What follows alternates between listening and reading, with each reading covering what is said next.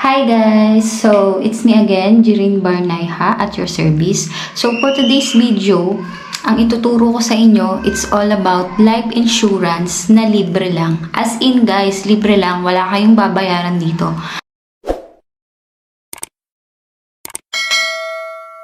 Pumapasok sa isip nyo kapag ka nababanggit ang life insurance. For sure, syempre, yung may babayaran yan monthly, or yearly kung tawagin. Tapos, in case na may mangyari sa inyo or mamatay, syempre, wag naman sana, meron kayong makukuhang pera. Pero, ang life insurance talaga is binabayaran siya yearly o monthly. So, for today's video guys, i-inform ko sa inyo kung ano yung life insurance na maa-avail nyo na wala kayong babayaran. So, kung interesado kayo, just keep on watching. And sa mga bago pa lang sa aking YouTube channel, pwede kayong mag-like, share, and subscribe. At pakishare nyo na din po itong video na to para dun sa mga hindi pa nakakaalam at magkaroon sila ng idea regarding dito. Kasi for sure, matutulungan kayo neto hindi lang sa mga gustong i-secured ang future nila o i-secured ang future ng mga maiiwan nila in case na syempre hindi natin masabi ang buhay, 'di ba? So eto na ang pinakamagandang life insurance na na-try ko na wala akong binabayaran at the same time nagkakapera at nagkakaipon pa ako. So guys, tuloy-tuloy nyo lang tong video na to. Pagkatapos ng intro, sisimulan ko na sa inyo kung ano yung sinasabi ko sa inyong life insurance.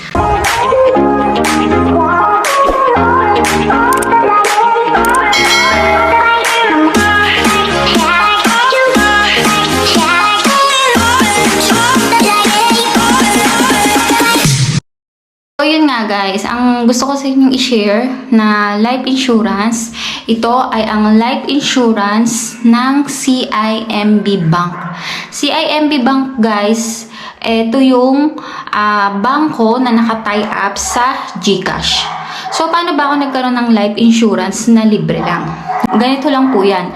Kung mapapansin nyo, meron ako mga vlog na it's all about GCash. So sa GCash talaga na application is makalkal ako.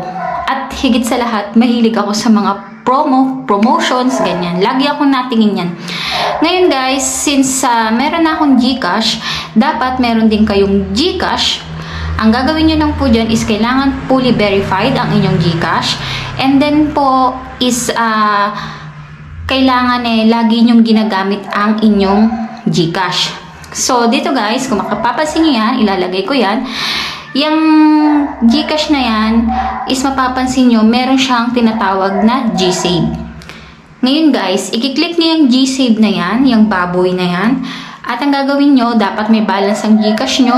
Tapos, magsisave lang kayo doon ng worth 5,000 pesos. Okay? After nyo mag-save ng 5,000 pesos, ang ingay ng aso.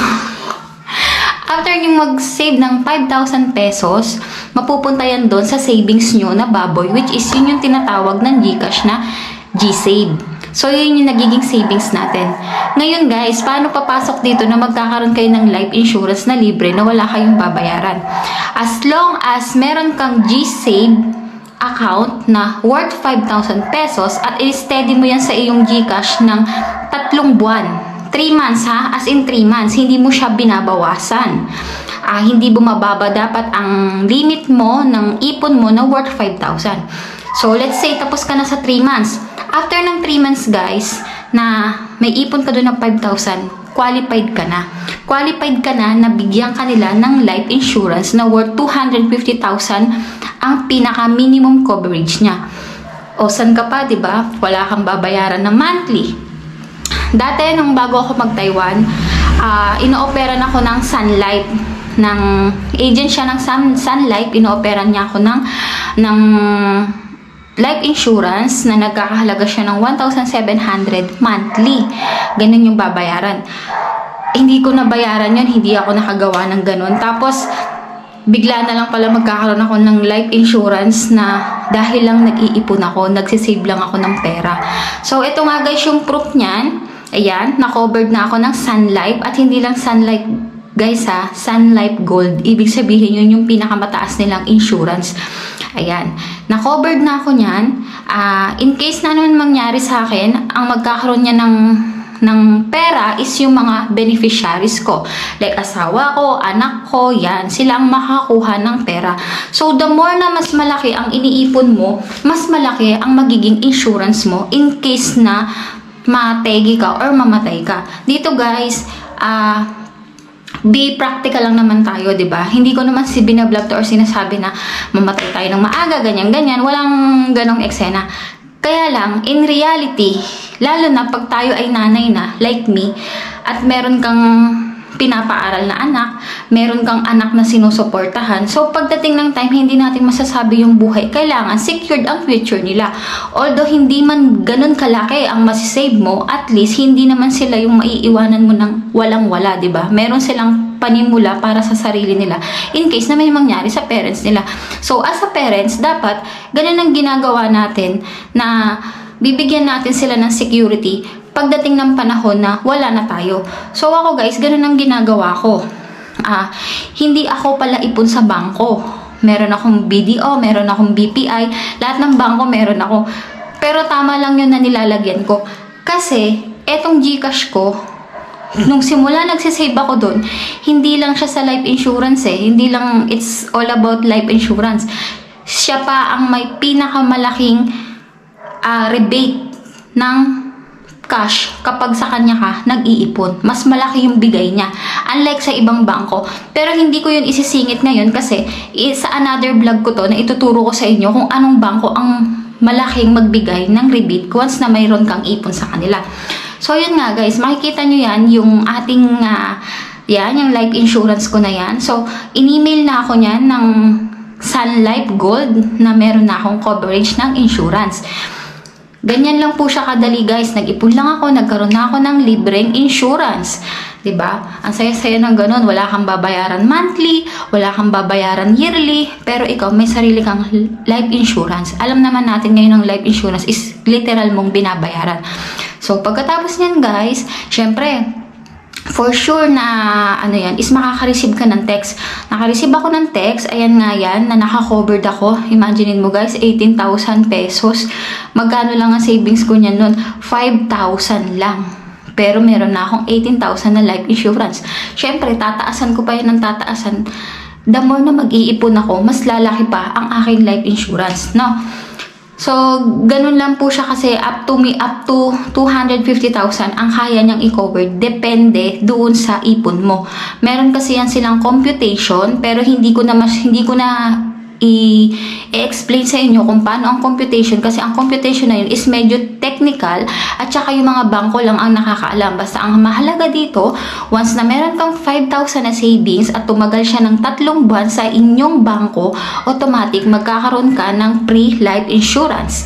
And then, kapag kiniklaim naman yan is napakadali lang kasi ang nakalagay dun sa email is true letter lang. Susulat ka lang sa kanila. Siyempre, bago ko mategi, parang will of testament na yun, di ba?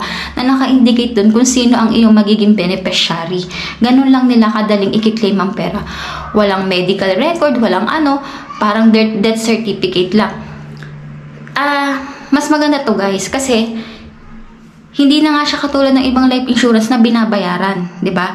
Iipon ka lang. Yung iniipon mo naman is pwede nyo ma-withdraw.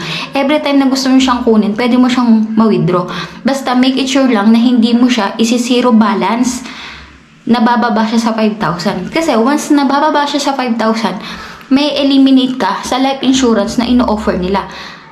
Let's say, kunyari, naghulog ka ngayon ng 5,000. Tapos ngayon, 3 months, dire-diretso siya. Di na-qualified ka ngayon na meron kang life insurance.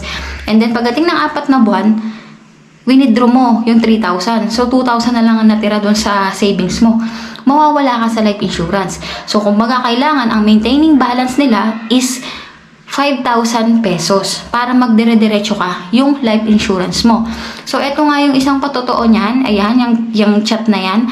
Na nag-email ako sa kanila na may babayaran ba ako dyan? Sinabi nila na wala as long as hindi mo nasisiro balance ang iyong savings sa GSave. So, napakadali lang, di ba guys? Wala kang babayaran, may life insurance ka, secured yung mga anak mo. Katulad nga ng sinabi ko kanina, maliit man yan o malaki, basta ang mahalaga bilang magulang, hindi natin sila iiwanan ng walang-wala.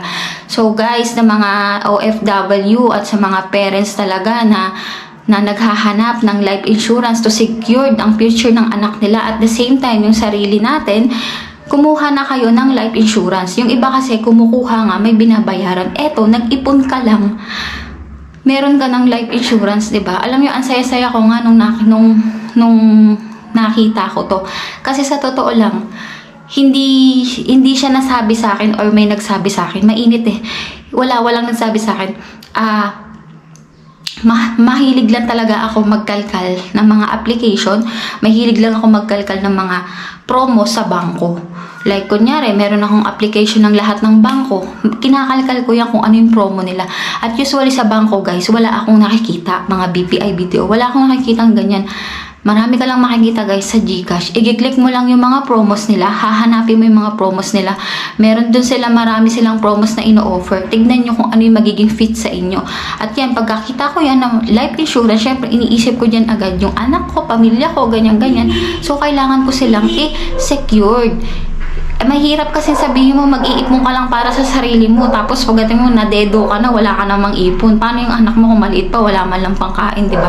At least dito, kahit pa paano, yung 5,000 mo tatagal lang dun, masisecured naman yung pangangailangan ng anak mo. Kahit pa paano, may pera sila, hindi mo sila iiwanan na walang wala, di ba? So guys, dun sa mga makakanood ng video na to, itry nyo na siya. Liit na halaga lang naman ang 5,000, lalo na kung OFW ka. At saka maliit lang na halaga naman kung life insurance ang pinag-uusapan dito, 'di ba? Lifetime naman siya. Unlike magbabayad ka ng monthly, tapos pupunta ka pa, magbabayad ka pa sa bayad center. Eto, inipon mo lang, may pera ka na, di ba? May life insurance ka na libre. So guys, kung nakatulong sa inyo tong video na to, huwag niyong kalimutan mag-like, share, and subscribe sa aking YouTube channel, at pakikalat po itong video na to para mas maraming magkaroon ng idea. So thank you guys, enjoy for watching. Sobrang init, grabe. Bye-bye!